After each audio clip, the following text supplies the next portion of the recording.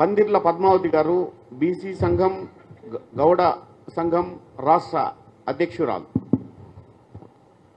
సభకు నమస్కారం.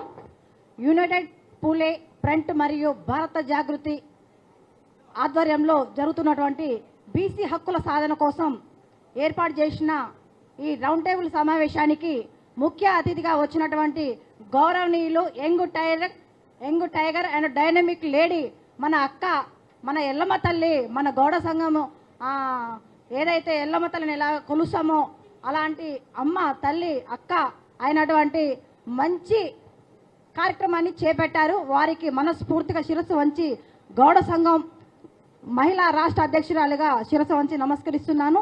మిగతా వేదికను అలంకరించిన నాయకులకు, బీసీ సంఘ కుల అధ్యక్షులకు మనస్ఫూర్తిగా ధన్యవాదాలు తెలియజేసుకుంటున్నాను.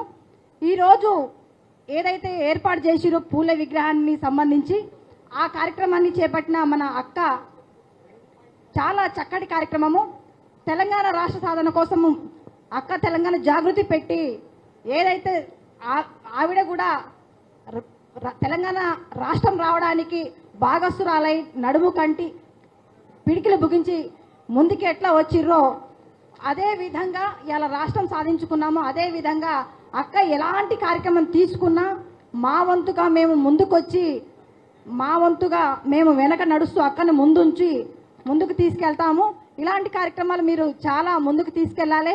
మేము 2006లో బండా నరేందర్ రెడ్డి గారి అధ్యక్షతన బీసీ టీఆర్ఎస్లో జాయిన్ అయ్యాము. అప్పటి నుంచి ఇప్పటి వరకు కూడా ఎన్నో మల్టిపుల్ ఆర్గనైజేషన్స్ చేస్తూ గౌడ సంఘం, లయన్స్ క్లబ్, ఈరోజు స్ఫూర్తి ఉమెన్ ఫౌండేషన్గా ఎన్నో కార్యక్రమాలు సేవ చేస్తూ ప్రజల్లో మంచి పేరు సంపాదించుకున్నాం.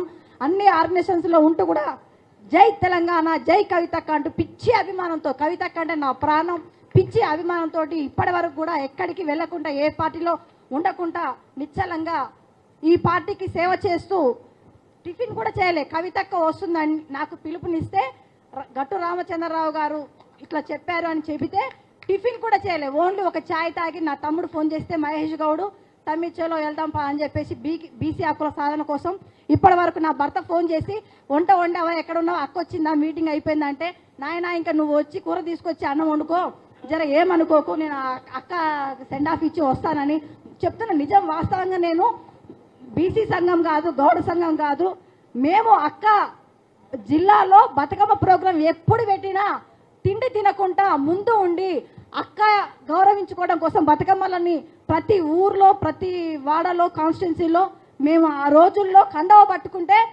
నవ్వుకుంటారు ప్రతిపక్షాలు.